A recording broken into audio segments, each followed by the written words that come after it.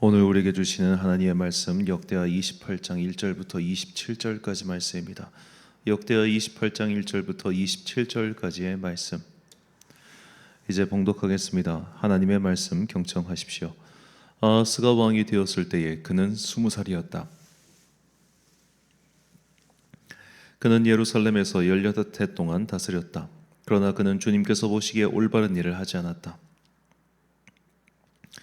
그는 그의 조상 다윗이 한 대로 하지 않았다. 오히려 그는 이스라엘의 왕들이 걸어간 길을 걸어갔고 심지어 바알 신상을 부어 만들기까지 하였다. 휜놈의 아들 골짜기에서 분향을 하고 자기 아들을 불에 태워 제물로 바쳤다. 이것은 주님께서 이스라엘 자손이 보는 앞에서 쫓아내신 이방 민족들의 역겨운 풍속을 본받는 행위였다. 그는 직접 산당과 언덕과 모든 푸른 나무 아래에서 제물을 잡아 이방 신에게 제사를 지내고 분향하였다. 그리하여 주 그의 하나님께서 그를 시리아 왕의 손에 넘기시니 시리아 왕이 그를 치고 그의 군대를 많이 사로잡아 다마스쿠스로 이끌고 갔다. 또 주님께서 그를 이스라엘 왕의 손에 넘기시니 이스라엘 왕이 그를 크게 쳐서 수많은 사람들을 죽였다. 이스라엘의 르말리아의 아들 베가 왕이 유다에서 하루 동안에 용사들을 12만 명이나 죽였다. 유다 사람들이 주 조상의 주 하나님을 버렸기 때문이다. 에브라임의 용사 시그리가 마아세야 왕자와 아사라김 국내 대신과 엘가나 총리 대신을 죽였다. 이스라엘 군대는 그들의 동족인 유다 사람들을 아내들과 아이들까지 합쳐 무려 20만 명이나 사로잡고 물건도 많이 약탈하여 사마리아로 가져갔다. 사마리아의 오뎃이라고 하는 주님의 예언자가 있었는데 그가 사마리아로 개선한 군대를 마중하러 나가서 그들을 보고 말하였다. 주 당신들의 조상이 하나님께서 유다 백성에게 진노하셔서 그들을 당신들의 손에 붙이신 것은 사실이요. 하지만 당신들이 살기가 등등하여 그들을 사륙하고 그것으로 성이 차지 않아서 유다와 예루살렘의 남녀들까지 노예로 삼을 작정을 하고 있어. 당신들도 주 하나님을 거역하는 죄를 지었다는 것을 알아야 하오. 당신들은 이제 내가 하는 말을 들으시오. 당신들이 잡아온 이 포로들은 바로 당신들의 형제 자매이니 곧 풀어주어 돌아가게 하시오. 그렇게 하지 않으면 주님께서 진노하셔서 당장 당신들을 벌하실 것이오. 에브라임 자손의 지도자 네 사람 곧 요하난의 아들 아사랴와 무실레못의 아들 베랴가와 살룸의 아들 여이스기야와 하들레의 아들 아마사가 역시 싸우고 개선하는 군대를 막아서서 그들에게 말하였다. 이 포로들을 이리로 끌어들이지 마시오. 이런 일을 저질렀기 때문에 우리가 모두 주님 앞에서 죄인이 되었소. 당신들은 우리의 죄와 허물을 더욱 많게 하였소. 우리의 허물이 이렇게 많아져서 우리 이스라엘이 주님의 진노를 피할 수 없게 되었소. 무장한 군인들이 이 말을 듣고 포로와 전리품을 백성과 지도자들에게 넘겼다. 사람들이 위에 네 지도자들에게 포로를 돌보아 주도록 임무를 맡기니 그 네 사람이 전리품을 풀어서 헐벗은 이들을 입히고 맨발로 걸어온 이들에게 신을 신기고 먹을 것과 마실 것을 가져다 주고 상처를 입은 이들에게는 기름을 발라 치료하여 주고 황장들은 나귀에 태워 모두 종려나무 성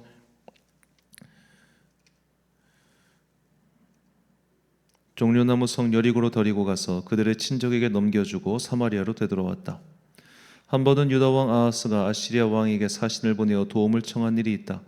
에돔 사람이 다시 와서 유다를 치고 백성을 사로잡아 갔으며 블레셋 사람도 유다의 평지와 남방 성읍들을 침략하여 베스메스와 아얄롯과 그데롯을 점령하고 소고를 포함한 그 주변 성읍들과 딥나와 김소와 그 인근 마을들을 점령하고 거기에 정착하였기 때문이다. 이스라엘의 아하스 왕이 백성을 부추기어 주님께 크게 범죄하였으므로 주님께서 유다를 낮추셨던 것이다. 아시리아의 디글랏빌릿의 왕이 오기는 왔으나 아하스를 돕기는커녕 도리어 그를 쳐서 곤경에 빠뜨렸다. 아하스가 주님의 성전과 자기의 왕궁과 대신들의 집에서 보물을 꺼내어 아시리아의 왕에게 바쳤으나 별 효과가 없었다. 사태가 이렇게 악화되었는데도 아하스 왕은 주님께 더욱 범죄하여 자기를 친 다마스쿠스 사람들이 섬기는 신들에게 제사를 지내면서 시리아 왕들이 섬긴 신들이 그 왕들을 도왔으니 나도 그 신들에게 제사를 드리면 그 신들이 나를 돕겠지 하고 생각하였다. 그러나 이러한 일이 오히려 아하스와 온 이스라엘을 망하게 하였다. 그뿐만 아니라 아하스는 하나님의 성전 안에 있는 기구를 거두어다가 부수고 또 주님의 성전으로 드나드는 문들을 닫아 걸고 이스라엘 이곳저곳에 제단을 쌓고 유다의 각 성읍에 산당을 세우고 다른 신들에게 분향하여 조상 때부터 섬겨온 주 하나님을 진노케 하였다.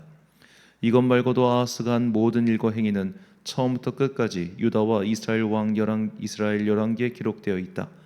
아하스가 그의 조상과 함께 잠드니 그를 왕시인 묘실에 장사하지 않고 예루살렘 성 안에 장사했다. 그의 아들 히스기야가 그의 뒤를 이어 왕이 되었다. 아멘. 너는 죄가 없냐? 라는 제목으로 하나님의 말씀 선포하겠습니다. 설교자가 가장 조심해야 하는 것이 있습니다. 바로 정죄의 말씀입니다. 설교라는 것은 필연적으로 어쩔 수 없이 누군가의 잘못을 지적하는 것으로 시작할 수밖에 없습니다. 그러니까 아무리 돌려 말해도 그거는 어쩔 수 없는 분명한 설교의 한계가 있습니다. 이것은 설교라고 하는 것 자체의 특성이 그 사람의 잘못을 깨닫게 함으로써 일종의 경각심을 주고 그 흔들리는 그 마음 속에 바른 길을 제시하는 것, 이것이 기본적인 설교의 구조이기 때문에 설교자는 어쩔 수 없이 설교를 시작할 때 회중의 죄를 지적한다든지 혹은 세상의 악을 들춰낸다는 식으로 이야기를 전개할 수밖에 없습니다.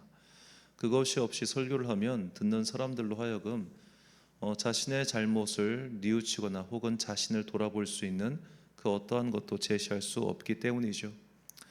그래서 사람들은 옛날부터 누군가가 자신의 잘못을 지적하면 이런 말을 종종 했습니다. 설교하지 마 라고 말이죠. 다른 사람의 잘못, 다른 사람의 죄를 지적하는 행위는 그 내면의 어떤 비교 우위에서 나오는 경우가 왕왕 있기 때문에 우리는 그런 누군가가 자신에게 그런 말을 하면 기분 나빠하는 것이죠. 네가 나보다 뭐가 잘났는데 설교를 해? 네가 나보다 얼마나 더 잘 살길래 그런 내 앞에서 목사짓을 해? 그렇게 말입니다. 결국 사람은, 특히 우리 신앙인들은 이런 함정에 빠질 때가 참 많아요. 내가 너보다 낫기 때문에, 더 옳기 때문에 이 말을 하는 것이 아님에도 불구하고 우리는 때로는 그런 오해를 사기도 하며, 반대로 정말로 내 안에서 그런 마음이 들 때가 있잖아요. 누군가가 나보다 잘 살아요. 누군가가 나보다 세상적으로 봤을 때 기준에서 돈도 더 많고 가정도 평안하고 직장도 좋아요. 그럼 우리 안에 이런 생각이 분명히 듭니다. 저 사람은 도대체 나보다 더 얼마나 의롭게 살았기에 하나님께서 저런 복을 주시냐란 말이죠. 자, 그러니까 우리의 어떻게 보면 이제 기본적으로 이 사고가 틀린 것은 아닙니다만 우리에게는 권선징악의 사고가 있지요. 선하게 산 사람은 상을 받고 악하게 산 사람은 벌을 받는다. 그래서 나보다 더 선하게 살았기 때문에 저 사람이 나보다 더 많은 복을 얻었다고 그렇게 생각합니다. 일단 복의 기준을 대부분 세상 사람들이 생각하는 그 복과 동일하게 놓고 봐요. 또 그것도 틀린 것도 아니고요. 그러다 보니까 우리의 신앙생활 그리고 성도 간의 교제라고 하는 것은 굉장히 복잡한 양상을 띌 때가 많습니다. 우리는 환난 당한 사람, 어려운 일을 당한 사람을 보면 내심 속으로 이렇게 생각할 때가 가끔 있어요. 그러니까 똑바로 좀 살지라는 생각 말입니다. 반면에 정말 내가 알기로는 저 사람만큼 선한 사람이 없는데도 저 사람이 환난을 당하고 어려움을 겪고 혹은 그 어려움에서 벗어나지를 못해요. 그럴 땐 또 안타까운 마음이 듭니다. 하나님, 왜 저 사람은 욥과 같은 의인인데 저런 시련을 당해야 됩니까? 라고 말이죠. 그런데 그것은 내가 가깝기 때문에 그것을 아는 거고, 한 두 걸음만 떨어진 다른 사람들, 전혀 그의 실상을 모르는 사람들이 볼 때는 또 다른 생각을 하겠죠. 자, 이렇게 우리는 서로의 죄를 판단하고 네가 옳으냐, 내가 옳으냐, 네가 의인이냐, 내가 죄인이냐 라고 하면서 사실 서로가 서로에게 삿대질하고 평가하고 또 평가받고 혹은 죄책감을 느끼고 이런 일이 너무 많다는 겁니다. 그래요, 우리는 누군가를 향해서 죄책감을 느낄 때도 있습니다. 저 사람은 도대체 얼마나 의롭게 살았길래 저런 복을 받고 나는 하나님 앞에서 얼마나 의롭지 못했기에 이 현실을 벗어나지 못하고 있는 것인가 라는 생각이 들 때가 있지요. 우리가 이런저런 그런 평가와 비교와 죄의식과 이런 복잡한 속에서 살아갈 때 일단 첫 번째로 우리가 절대로 잊지 말고 또 항상 조심해야 되는 것은 내가 저 사람보다 의롭게 살았기 때문에 평안을 누리는 것도 아니며 저 사람이 나보다 악하게 살았기 때문에 고통을 당하고 있는 것도 아니라는 겁니다. 우리가 정말로 저 지구 반대편에 있는 고통당하고 있는 나라의 사람들보다 선하게 살았기에 이렇게 평안을 누린다고 생각하십니까? 그거 아니잖아요. 오히려 부유한 나라에서 태어나 그 부를 누리고 있는 사람들일수록 저 가난한 곳에서 태어나서 살아가는 사람보다 사실 지구의 관점에서 봤을 때는 훨씬 더 악하게 사는 것 아니겠습니까? 부유한 선진국, 특히 우리나라도 마찬가지입니다만 우리가 살면서 배출하는 이산화탄소가 얼마나 많습니까? 지구 환경을 생각한다면 선진국에 사는 사람들일수록 더 악한 이들입니다. 그렇기 때문에 우리는 함부로 남의 불행에 대해서 이야기하면 안 됩니다. 남의 악행에 대해서도 이야기하면 안 됩니다. 예전에 어떤 분이 그런 말씀하셨죠. 인도네시아에 쓰나미가 닥쳤을 때 저거 이슬람 믿는 애들이라서 저런 벌이 당했다고 말입니다. 일본에서 지진이 나도 저거 아직도 그리스도교를 받아들이지 않아서 저런 일이 생겼다고 그렇게 서슴없이 말을 합니다. 무슨 말도 안 되는 이야기입니까? 그렇게 말하면 안 되죠. 오늘 본문에 나오는 북이스라엘 사람들이 그랬습니다. 하나님께서 남유다의 왕 아하스의 죄를 심판하시고자 북이스라엘 왕 베가의 손을 통해서 역사하셨습니다. 북이스라엘은 완전히 승리했고 남유다의 백성들을 노예로 삼으려고 여자들과 아이들을 붙잡아 돌아가고 있던 중이었습니다. 그때 오뎃이라는 선지자가 나타나 북이스라엘의 군사들 앞에서 다음과 같이 말합니다. 본문 9절과 10절 말씀. 그곳에 여호와의 선지자가 있는데 이름은 오뎃이라. 그가 사마리아로 돌아오는 군대를 영접하고 그들에게 이르되 너희 조상의 하나님 여호와께서 유다에게 진노하셨으므로 너희 손에 넘기셨거늘 너희의 노기가 충천하여 사륙하고 이제 너희가 또 유다와 예루살렘 백성들을 압제하여 노예로 삼고자 생각하는도다. 그러나 너희는 너희의 하나님 여호와께 범죄함이 없느냐? 너희의 하나님 여호와께 범죄한 것이 없느냐? 바꿔 말하면 오늘 설교의 제목처럼 너는 죄가 없냐? 이렇게 말하는 겁니다. 우리는 참 저열할 때가 많아요. 그렇죠? 누군가가 실패하는 것을 보면 잘 됐다라고 생각하고 누군가가 성공하는 것을 보면 마음속에 질투가 불일 듯이 일어납니다. 그러면서 마음속으로 이렇게 특히 우리 같은 성도들이 그렇죠. 하나님, 내가 저 인간보다는 의롭게 산 것 같은데 왜 나에게는 저런 복을 주지 않으시나요? 라고 생각하거나 혹은 미끄러지는 사람들을 보면서 역시 하나님께서는 저들의 죄를 심판하시고 의인을 높이시는 하나님이야 라고 생각하죠. 가까운 사람들일수록 혹은 멀리 있는 사람들일수록 이런저런 죄에 대한 평가와 판단 속에서 살고 있는 것이 사실 우리입니다. 자, 남들이 모르는 그 사람의 허물을 내가 알고 있습니다. 그런데 그 사람이 잘 돼요. 그러면 그 사람의 허물을 알고 있는 내 마음 속에서 어떤 생각을 하게 될까요? 하나님이 저거 반드시 심판하실 거야 라고 그렇게 생각을 합니다. 반대로 나는 그 사람에 대해 잘 모릅니다. 그런데 그 사람이 나보다 잘 나가요. 그러면 그 사람을 보면서 또 이런 반대로 자신을 비하하고 낮추게 됩니다. 쟤는 도대체 얼마나 의롭게 살았길래 저런 복을 주시는 걸까? 나는 저 사람보다 의롭게 살지 못해서 이 상태에 머물러 있는 걸까? 아, 내가 지은 죄가 너무 많아서 하나님께서 여기서 나를 벗어나지 못하게 하시나 보다. 그래, 내가 죽일 놈이지, 내가 죄인이지라고 하는 자기 비하에 빠질 때도 있다는 거예요. 자, 그러니까 신앙인은 이 두 가지 사이의 감정에서 영적 교만과 영적 자기 비하, 이 두 가지 사이에서 계속해서 충돌하는 존재입니다. 그래서 우리에게는 항상 은혜가 필요한 거예요. 은혜가 있어야 자기 비하에 빠지지 않고 영적 교만에도 빠지지 않아요. 우리가 항상 나의 힘으로 구원받는 자들이 아니라 그리스도의 은혜로 구원받는 자들이라는 것을 잊어서는 안 되는 이유가 바로 여기에 있습니다.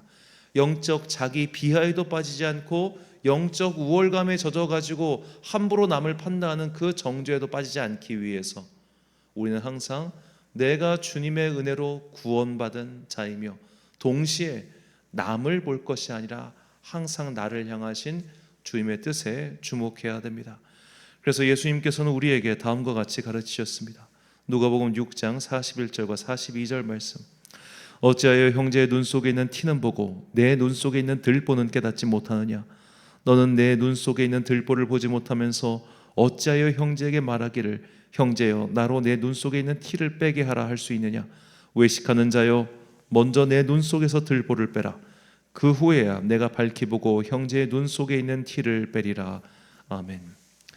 사랑하는 천안광성교회 성도 여러분, 그리고 이 새벽을 함께 깨우고 계신 귀한 주님의 자녀 여러분, 우리는 대한민국에서 태어났다는 것만으로도 사실 지구상의 많은 나라 사람들보다 더 큰 혜택을 받은 사람들입니다. 이것은 나의 노력이나 행동과 관계없이 누리는 축복입니다. 그리고 이런 나라 사람들 중에서도 지금의 복을 누리는 것은 내가 남들보다 치열하고 열심히 살아서 그런 것만은 아닙니다.